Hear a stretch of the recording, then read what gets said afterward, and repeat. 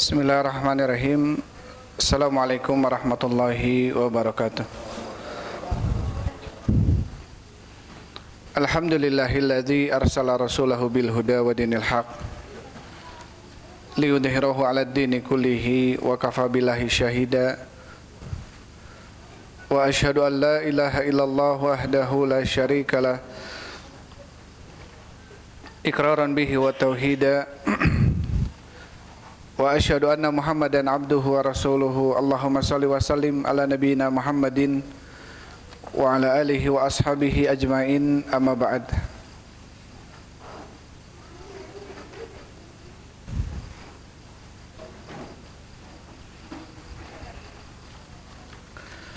Ikhwan wa akhwati fillah, habibakumullah.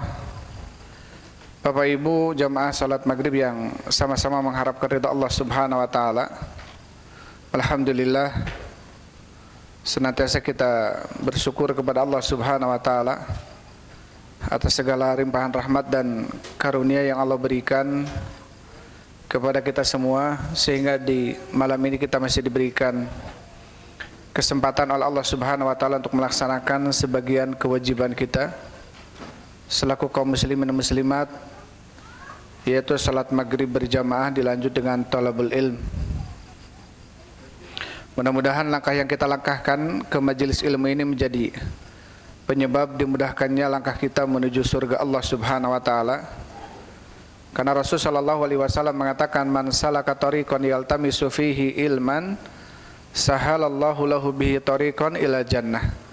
Barang siapa yang melangkahkan kakinya untuk mencari ilmu agama, maka Allah akan mudahkan baginya langkah menuju surga.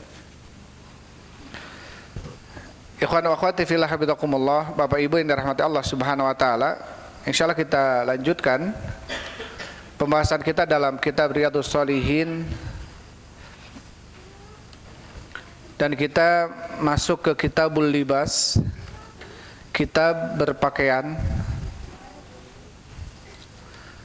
dan terakhir kita sampai ke babu sifat.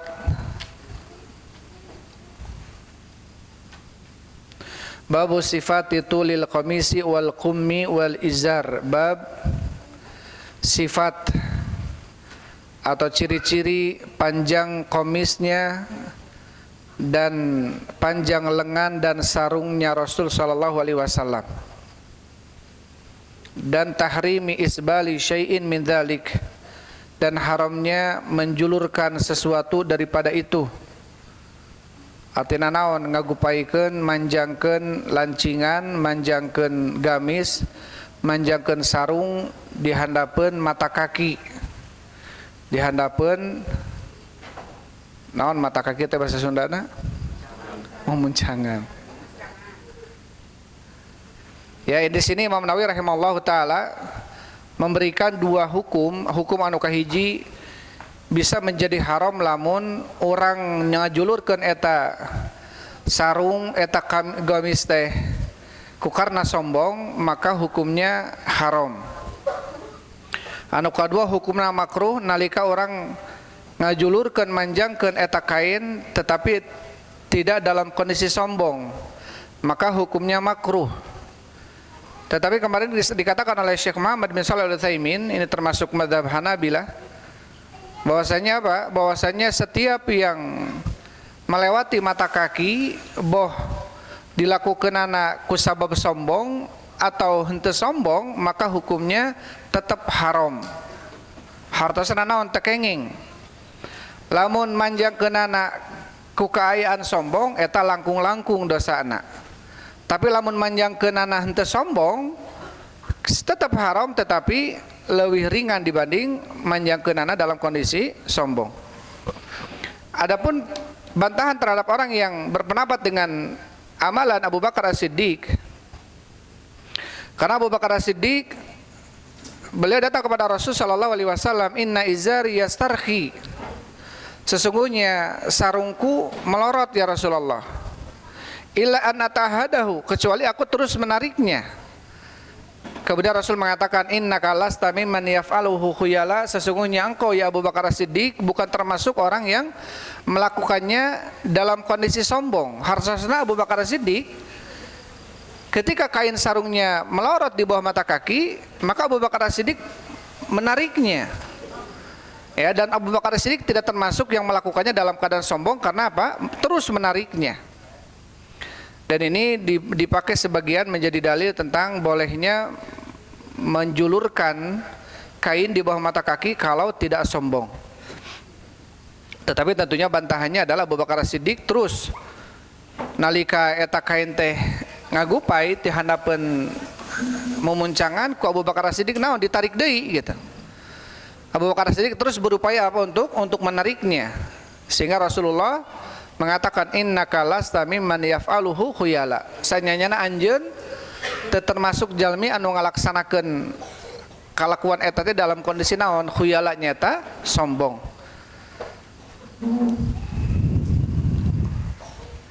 Sampai Rasul sallallahu alaihi wasallam di dalam sebuah hadis mengancam terhadap orang-orang yang menjulurkan kainnya di bawah mata kaki. Dalam hadis Rasul mengatakan la yandurullah, Allah moal ningali ka hiji jalma yaumul qiyamati poe kiamat ila manjaro izarahu bataron, ka hiji jalma anu naon anu ngajulurkeun ya menjulurkan gitu ya kainnya di bawah mata kaki dalam kondisi naon? Sombong. Dan termasuk amalan ini adalah termasuk kabair. Kenapa menjulurkan mata kaki, menjulurkan kain di bawah mata kaki termasuk kabair? Termasuk kabairud dzunub, termasuk dosa besar. Karena definisi dosa besar adalah kullu fa'ilin tubu idza fa'iluhu bi qaubin fid dunya wa fil akhirati binnar. Setiap pelaku yang diancam pelakunya dengan hukuman Islam di dunia atau dengan ancaman api neraka ancaman api neraka di akhirat. Artinya ketika ada sebuah amalan yang amalan tersebut diancam pelakunya oleh Allah di dunia dengan hukuman Islam, baik dengan cambuk, dengan potong tangan, dengan rajam, atau dengan ancaman neraka di akhirat, atau dengan ancaman neraka di akhirat, maka amalan tersebut apa? Termasuk dosa besar. Bahkan di sini Rasulullah mengatakan apa? Ma asfala minal ka'baini fa finnar, minal izari fa finnar. Apa-apa yang di bawah mata kaki daripada kain maka termasuk dari neraka. Ini hadis riwayat Bukhari. Menunjukkan apa? Menunjukkan ancaman bagi pelaku yang melakukannya dengan api neraka di akhirat. Bagi siapa? Bagi yang menjulurkan kainnya di bawah mata kaki. Boh sombong atau tidak sombong, sama saja hukumnya. Tetapi kalau melakukannya dalam kondisi sombong lebih besar dosanya. Bahkan hadis yang terakhir kita, hadis yang kelima, ini ancaman dari Rasul Shallallahu Alaihi Wasallam. 3 orang kata Rasulullah yang mana di hari kiamat tidak akan diajak bicara oleh Allah, tidak akan dilihat oleh Allah, dan tidak akan disucikan mereka, dan bagi mereka adab yang pedih. Siapa salah satunya? Maka salah satunya adalah al-musbil, orang yang menjulurkan kainnya di bawah mata kaki. Hadis ini diriwayatkan oleh Muslim. Itu hadis terakhir ya, hadis yang kelima. Sekarang masuk hadis yang keenam, terakhir sudah ya, hadis yang keenam. Rasulullah mengatakan al-isbal fil izar wal qamis wal imamah. Isbal itu di dalam izar. Isbal itu menjulurkan kain itu baik sarung, wal qamis dan juga gamis, wal imamati dan juga imamah, sorban. Nah, sorban ini tentunya tidak boleh seseorang kemudian menjulurkannya dengan panjang sekali sorbannya. Manjaro syai'an khuyala lam yandurillahu ilaihi yaumal qiyamah. Barang siapa yang menjulurkannya dalam kondisi sombong, maka Allah tidak akan melihatnya di hari kiamat. Ini sudah kita bahas ya. Kita masuk hadis yang ke-7. Bismillahirrahmanirrahim. Qala al-Imam Nawawi rahimahullahu taala, al-haditsus sabi, hadis yang ke-7.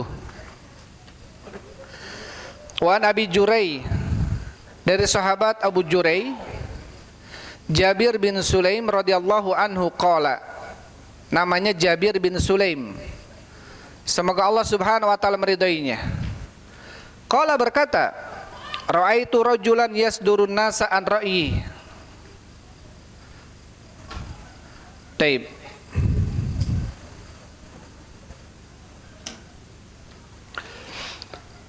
Kata Jabir bin Sulaim, ra'aitu rajulan, aku melihat ada seseorang yasdurun nasu an ra'yihi, yang mana seseorang atau para manusia itu keluar atau tidaklah keluar dari pikirannya, dari ra'yunya.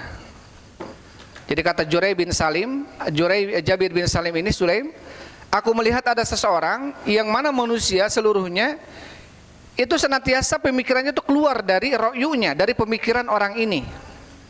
La yaqulu syai'an illa saduru anhu, tidaklah berucap sesuatu kecuali manusia pun berucap dengannya, berpendapat dengan ucapannya. Qultu man hadza, kata Abu Jurai, siapa orang ini? Qalu Rasulullah, mereka adalah beliau adalah Rasul sallallahu alaihi wasallam. Jadi Jabir bin Salim bertanya, siapa orang ini? Orang yang dimana manusia senantiasa berpandangan dengan pandangannya, berpemikirannya dengan pemikirannya. Ketika ditanya siapa orang ini, para sahabat mengatakan Rasulullah, beliau adalah Rasulullah. Qultu alaikas salamu ya Rasulullah marratain. Kemudian Jabir bin Sulaim mengatakan, bagimu keselamatan wahai Rasulullah, marrataini, beliau mengucapkan 2 kali. Qala, Rasulullah mengatakan, la taqul alaikas salam, jangan kau mengucapkan alaikas salam. Alaikas salamu tahiyatul mauta, karena alaikas salam adalah penghormatan bagi orang yang mati. Kul assalamu alaika, katakanlah olehmu keselamatan atasmu. Jadi ketika Jabir bin Sulaim mengatakan kepada Rasulullah assalamu alaika atau alaikas salam, maka Rasul mengatakan jangan kau mengucapkan alaikas salam, karena alaikas salam adalah penghormatan bagi orang-orang yang mati. Tapi ucapkanlah assalamu alaika. Qala, kemudian Jabir bin Sulaim mengatakan, qultu, aku katakan, anta Rasulullah, engkau adalah Rasulullah, engkau adalah utusan Allah. Qala, kemudian Rasul mengatakan, ana Rasulullah, saya adalah utusan Allah. Alladzi idza asabaka dzurrun fada'autahu kasyafahu anka, yaitu zat yang apabila menimpamu dzurrun, kesulitan, fada'autahu, kemudian kau meminta kepadanya, kasyafahu anka, maka dia yaitu Allah akan menghilangkan kesulitan itu darimu. Wa idza asabaka amu sanatin, dan apabila menimpa kepadamu amu sanatin, tahun-tahun kefakiran, tahun-tahun pacaklik. Sanatin ini kelaparan, kefakiran, kesusahan gitu ya, pacaklik. Fada'autahu, maka kemudian kau meminta kepada Allah, anbatahalaka, maka Allah akan menumbuhkan tumbuhan untukmu. Wa idza kunta bi ardi fakrin aw falatin, dan apabila engkau berada di sebuah tanah yang tandus, yang kering, fadallat rahilatuka, maka dallat rahilatuka artinya kehabisan air, kesusahan, rahilatuka, rahilah ini adalah tungganganmu, ya, gembalaanmu. Fada'autahu raddaha alaika, maka kemudian kau meminta kepadanya, maka Allah akan mengembalikannya kepadamu. Mengembalikan apa? Mengembalikan kesusahan yang menimpanya. Qala qultu i'had ilayya, kemudian Jabir bin Sulaim mengatakan, ya, katakanlah kepadaku sebuah ucapan ya Rasulullah. Qala la tasubanna ahadan, kemudian Rasul mengatakan janganlah kau mencela seseorang. Qala fama sababtu ba'dahu hurran wala abdan wala ba'iran wala syatan. Ketika Jabir bin Sulaim mengatakan la tasubanna ahadan, la di sini la nahiyah, larangan. Tasubanna ada nun taukid, artinya janganlah engkau betul-betul mencela orang lain atau seorang pun, siapapun dia. Artinya di sini Rasulullah SAW ketika diminta oleh Jabir bin Sulaim untuk memberikan sebuah ucapan yang bermanfaat untuknya, maka Rasul mengatakan la tasubanna ahadan, janganlah sekali-kali engkau mencela seseorang. Karena apa? Karena ya, seseorang muslim itu bukan seorang pencela, ya, walala'an, bukan seorang yang pelaknat. Sampai kata Rasul sallallahu alaihi wasallam mengatakan, al muslim akhul muslim, la yadlimuhu wa la yakhdhuluhu wa la yahkiruh. orang muslim itu adalah saudara muslim yang lainnya. Tidak boleh merendahkannya, tidak boleh menghinakannya, tidak boleh mendoliminya. Jadi haram, ya, haram seseorang ketika mencela orang lain, merendahkan orang lain, menghina orang lain, mendolimi orang lain. Terlebih kalau orang lain tersebut dia tidak memaafkan atas kedoliman yang pernah dilakukan kepadanya, baik pernah mencelanya, menghinanya, menyakitinya, mendoliminya. Terus dia kemudian merasa sakit hati dari itu dan dia tidak memaafkan orang tersebut, maka tentunya di hari kiamat pahala dia ini akan diambil oleh orang yang pernah dizaliminya. Ya, sebagaimana hadis orang yang muflis, orang yang bangkrut. Maka ketika kita dizalimi orang lain, terus kita sabar nggak membalasnya dan kita tidak memaafkan dia, maka kebaikan dia akan diberikan kepada kita nanti. Maka hati-hati. Ya, karena Rasulullah SAW mengatakan, atadruna manil muflis? Tahukah engkau ya sahabatku, siapa orang yang bangkrut itu? Kemudian para sahabat mengatakan, al muflisu fina ma la dirhaman lahu wala mata. Orang bangkrut di antara kami ya Rasulullah adalah orang yang tidak punya dirham dan juga tidak punya perhiasan. Qala, kemudian Rasul mengatakan, al muflisu min ummati, orang yang bangkrut dari kalangan umatku adalah man yati yaumal qiyamah, orang yang datang di hari kiamat bi sholatin, dia membawa pahala salat, wa zakat, membawa pahala zakat, ya, wa saum, dia membawa pahala puasa. Artinya ketika bertemu dengan Allah dia salatnya full, sedekahnya juga bagus, zakatnya juga bagus, puasanya juga bagus. Tetapi di sisi lain apa kata Rasul? Wa qad daraba hadza, dia pernah mukul orang ini. Ya, wa akhadha mala hadza, dia pernah mengambil harta orang ini. Wasyatamaha, dia pernah orang ini. Kemudian apa?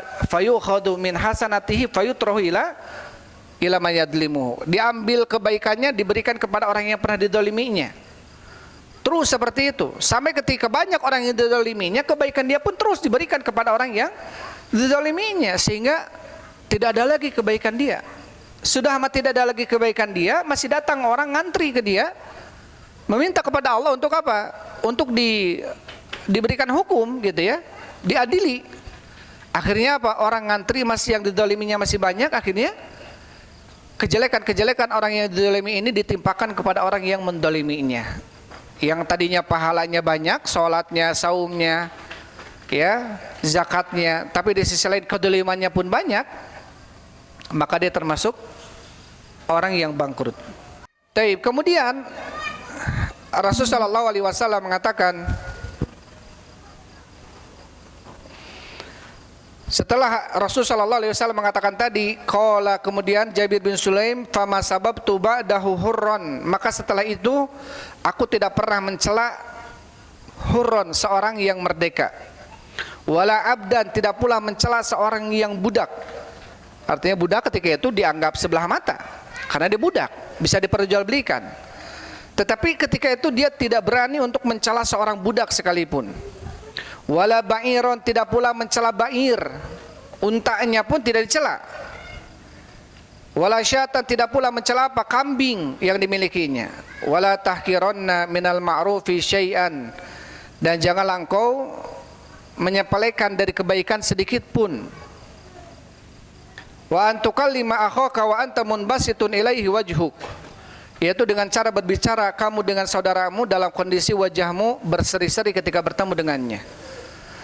Artinya apa? Artinya di sini Rasulullah SAW, kita tidak boleh menganggap sepele sebuah dosa. Dah dia mah budak, nggak apa-apa dicela gitu ya. Mentang-mentang dia orang rendahan kita rendahin, tidak boleh. Dan di sisi lain juga kita tidak boleh menganggap sepele sebuah kebaikan. Dengan kita tersenyum bertemu dengan saudara kita, itu sedekah. Dalam hadis yang lainnya Rasul mengatakan, la tahkironna min ma'rufi syai'an walau firshina syah. Janganlah engkau meremehkan sebuah kebaikan sedikit pun, walaupun bersedekah dengan apa? Dengan kaki kambing, firshina syah, dengan cokor domba gitu ya. Kita punya menyembelih, kasih tetangga dengan cokornya gitu ya. Walaupun dengan cokornya, jangan kau menganggap itu sepele. Intinya apa? Kebaikan sedikit pun tidak boleh kita kemudian menganggap sepele. Begitu pula dengan kejelekan. dah ini mah kecil, dosanya ringan. Tetap nggak boleh. Karena kalau kita terbiasa menganggap sebuah amalan dosa itu ringan, dikhawatirkan kita akan terus menerus dalam dosa itu. Karena apa? Karena menganggap itu ringan.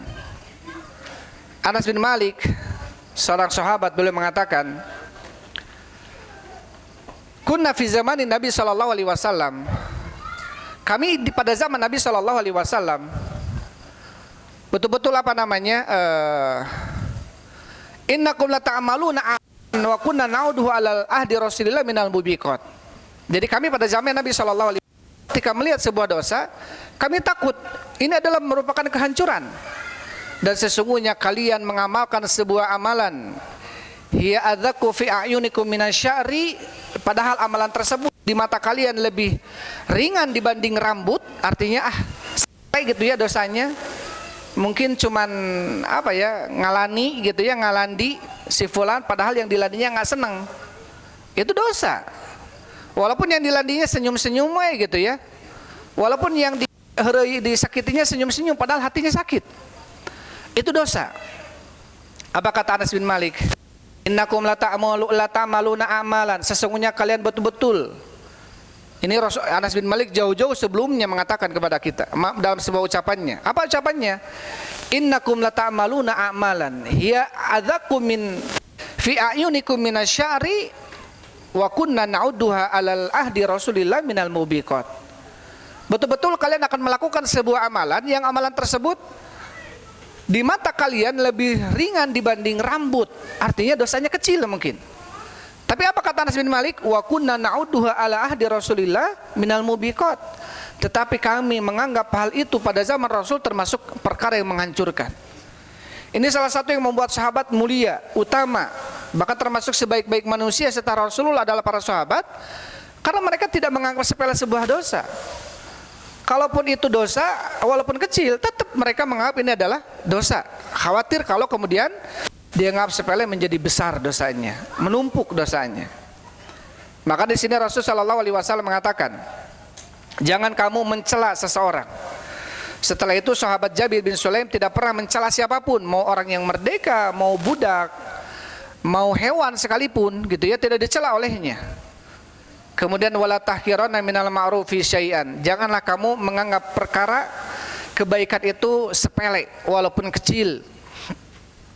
Ya, walaupun kecil. Walaupun dengan cara apa? Walaupun dengan cara kamu berbicara dengan saudaramu dalam kondisi wajahmu berseri ketika bertemu dengannya. Ya, ini termasuk apa? Termasuk ada ada seseorang yang memang Allah Subhanahu wa taala ciptakan kondisinya mungkin dia tidak ramah bersenyum atau tidak pandai bersenyum sama orang. Ada orang yang bahasanya cigah judes gitu ya. Tapi memang orangnya seperti itu. Jibili ya namanya. Artinya memang Allah ciptakan dia dalam kondisi itu. Makanya kenapa orang-orang ketika hadis Rasulullah Shallallahu Alaihi Wasallam ketika menangisi cucunya yang meninggal, kemudian Rasul menangis. Kemudian sahabat Abu mengatakan, "Mahada ya Rasulullah, kenapa engkau menangis? Kenapa itu? Bercucur air matamu." Kemudian Rasul mengatakan, "Innama yarhamullahu min ibadir rohama, man la yarham la yurham," dalam riwayat lain. Sesungguhnya Allah akan merahmati dari kalangan hamba-hambanya yang penyayang. Jadi ada orang-orang yang memang Allah ciptakan kondisinya mudah sayang, jatuh, mudah simpatik gitu. Ada orang-orang yang memang Allah jadikan dia terlahir dalam kondisi apa? Dalam kondisi simpatiknya mudah, penyayang dia, ya, atau mungkin mudah tersentuh gitu ya. Bukan baperan, tapi kalau baperan dia sensitif mungkin ya. Jadi orangnya mudah tersentuh, ternyuh. Padahal ini dalam Islam bagus sebetulnya bagus dalam Islam. Ketika melihat saudara kita tertindas, kita menangis. Ketika melihat saudaranya yang kelaparan, kita pun bersedih gitu ya. Setidaknya hati kita menangis gitu. Ini tentunya merupakan pemberian ya dari Allah Subhanahu wa taala. Tetapi tentunya ada sesuatu yang bisa kita upayakan. Yang tadinya kita tidak mudah simpati, tidak mudah terenyuh, tapi kemudian dengan dalil-dalil ternyata penting kita tersentuh hati kita ketika melihat yang terdolimi, akhirnya tumbuh misalkan karena dalil, itu bagus. Begitu pula dengan apa? Dengan kebiasaan kita. Misalkan kita jarang senyum sama orang, tapi ternyata senyum itu sedekah, kita upayakan untuk senyum, ya, walaupun kadang-kadang susah gitu ya, karena memang dia biasanya bau duai gitu. Ini perlu sesuatu yang harus diupayakan ketika kita bertemu dengan saudara muslim yang lainnya untuk tersenyum, karena itu adalah sedekah. Kemudian inna dzalika minal ma'ruf, sesungguhnya tersenyum ketika bertemu dengan saudara itu termasuk perkara yang ma'ruf, perkara yang baik. Kemudian Rasul mengatakan warfa izaraka ila nisfi syak, angkatlah sarungmu sampai ke setengah betis. Angkatlah sarungmu sampai setengah betis. Fa in abaita fa'ilal ka'bain. Tetapi kalau kamu tidak mau, tidak bisa, maka angkatnya sampai di atas 2 mata kaki. Wa iyyaka wa isbalal izar, jauhi olehmu menjulurkan kain sarung isbal. Fa innaha minal makhilati, karena sesungguhnya menjulurkan kain termasuk makhilah, termasuk kesombongan. Artinya berarti apa? Menjulurkan kain di bawah mata kaki, mau dalam kondisi sombong dan tidak sombong, dia termasuk sombong gitu. Apalagi menjulurkan kain di bawah mata kakinya dalam kondisi sombong, lebih-lebih tidak boleh. Ada orang mendata sombong iya tenanaun. Justru ketika menjulurkan kain di bawah mata kaki, sombong dia. Rasul mengatakan fa innaha minal makhilah, sesungguhnya menjulurkan kain di bawah mata kaki termasuk kesombongan. Walaupun hatinya nggak sombong, gitu ya. Wa innallaha la yuhibbul makhilata, dan sesungguhnya Allah tidak menyukai kesombongan. Wa inimru'un syatamaka wa ayyaraka bima ya'lamu fika, dan apabila ada seseorang syatamaka mencelamu, wa ayyaraka dan menghinamu, bima ya'lamu fika dengan apa yang dia ketahui, sesuatu yang ada padamu, artinya dia mengetahui aib kita dan kita dicela olehnya. Fala tu'ayyiruhu bima ta'lamu fi, jangan kamu balas mencela dia dengan kejelekan yang kamu tahu darinya. Dia mengumbar aib kita, kita pun umbar aja aib dia sama. Akhirnya sama-sama mengumbar aib. Padahal jelas keutamaan menutupi aib seseorang adalah man satara musliman satarahullahu fid dunya wal akhirah. Barang siapa yang menutup aib seorang muslim, maka Allah akan tutup aib dia di dunia akhiratnya. Jadi di sini Rasulullah nasihatnya kepada Jabir bin Sulaim, ketika ada seseorang merendahkanmu, mencelamu karena kejelekan yang dia ketahui yang ada padamu, tetap kamu jangan balik mencela dia karena kejelekan yang kamu ketahui yang ada pada dia. Dasar maneh mah borok misalkan ya. Di sisi lain dia tahu dia ini kudis misalkan, kudis sarua manege misalkan. Akhirnya saling membongkar ya. Atau bukan membongkar, itu salah satu dari mungkin penyakit. Ini membongkar aib misalkan. Membongkar kemaksiatan dan pramuka. Tidak orang tahu kecuali dia misalkan. Wah kamari maneh kieu. Maneh sarua kamari nage kieu. Akhirnya saling membongkar. Ini tidak boleh. Justru kalau kita menutup aib dia, walaupun dia membongkar aib kita, tapi kita menutup aib dia, maka apa kata Rasulullah? Satarahullahu fid dunya wal akhirah. Allah akan menutup aibnya dia di dunia dan akhirat. Karena tentunya siapapun dia pasti punya dosa. Siapapun pasti punya dosa. Beberapa ada dari kalangan para ulama, kalau seandainya dosa itu berbau, maka kalian akan menjauhi saya. Ini seorang alim yang berbicara. Kalau seandainya dosa itu berbau, maka kalian akan menjauhi saya. Kenapa? Karena banyaknya dosa dari saya. Ini seorang alim yang berbicara. Menunjukkan apa? Tidak ada seorang pun yang tidak berdosa. Tidak ada seorang pun yang tidak ada aibnya. Pasti ada aibnya. Tapi kalau kita kemudian terbiasa menutup aib orang lain, ditutupanku orang, maka aib-aib kita yang banyak ini akan Allah tutup. Akan Allah apa? Akan Allah tutup aib kita. Taib.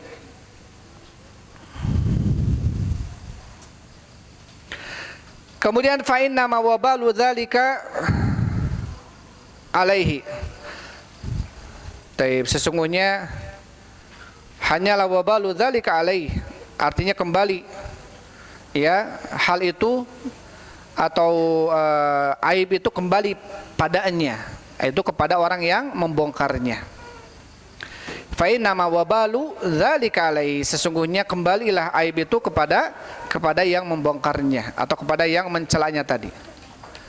Hadis ini diriwayatkan oleh Imam Tirmidzi dan Abu Daud dengan sanad yang sahih. Kata Imam Tirmidzi hadisnya hasan sahih. Tapi di dalam hadis ini tadi sudah kita sebutkan ya tentang kata para ulama tentang ucapan assalamualaikum, bukan alaikassalam, tetapi assalamu alaika atau assalamualaikum. Ini tahiyatnya orang-orang beriman kepada orang yang masih hidup. Tetapi kalau alaikassalam ini tahiyatnya kepada orang yang meninggal.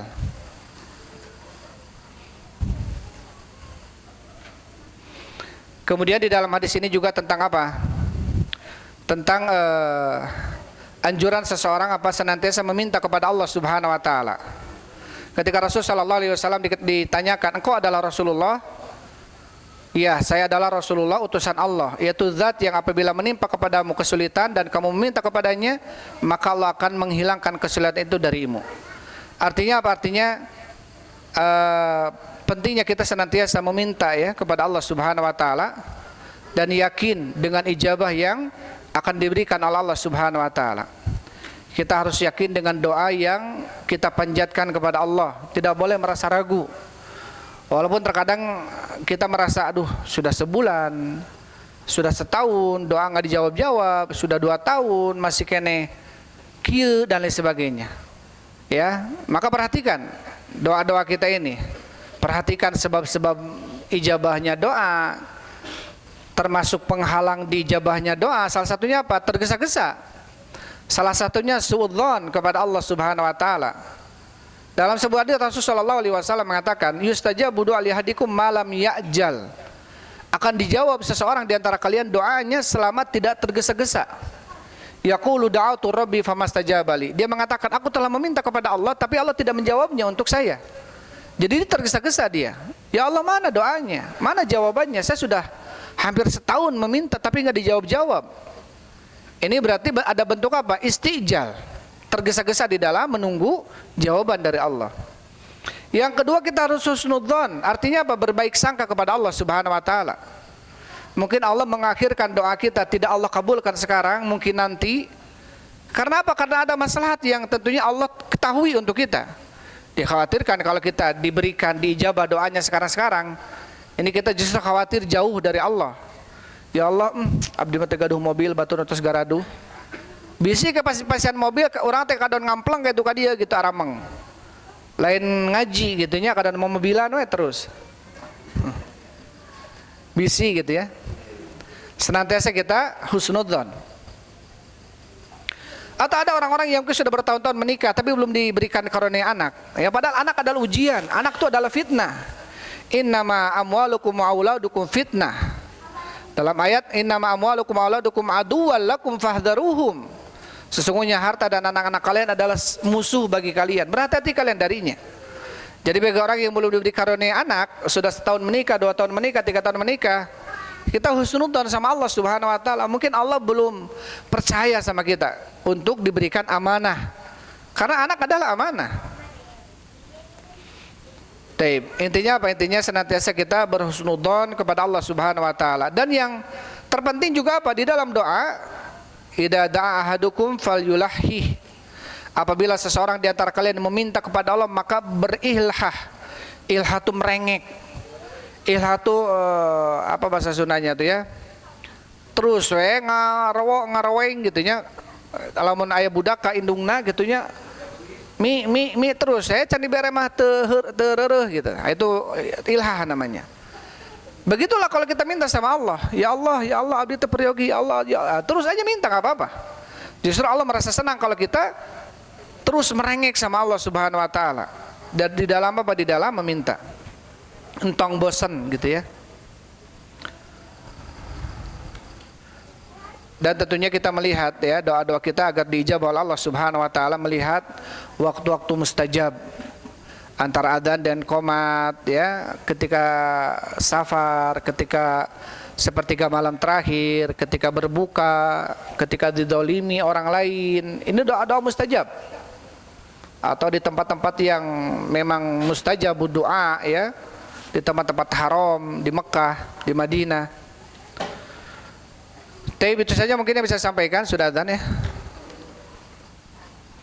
Dan hadis ini dibawakan oleh Imam Nawawi kepada bab ini, kepada babul libas, kitabul libas, karena di dalam hadis ini ada anjuran dari sahabat, dari Rasul kepada sahabat Jabir bin Sulaim untuk mengangkat kainnya sampai setengah betis. Setengah betis. Kalau tidak bisa, maka di atas mata kaki. Dalam hadis Rasul mengatakan, izzatul muslim nisfu syak. Izzahnya, kemuliaannya orang muslim itu adalah setengah betis. Atau izarul muslim nisfu syak. Izarul muslim, sarungnya orang muslim itu adalah nisfu syak, yaitu setengah betis. Wallahu a'lam bishawab. Walhamdulillah wassalatu wassalamu ala Rasulillah. Subhanakallahumma rabbana wa bihamdik asyhadu an la ilaha illa anta astaghfiruka wa atubu ilaik. Assalamualaikum warahmatullahi wabarakatuh.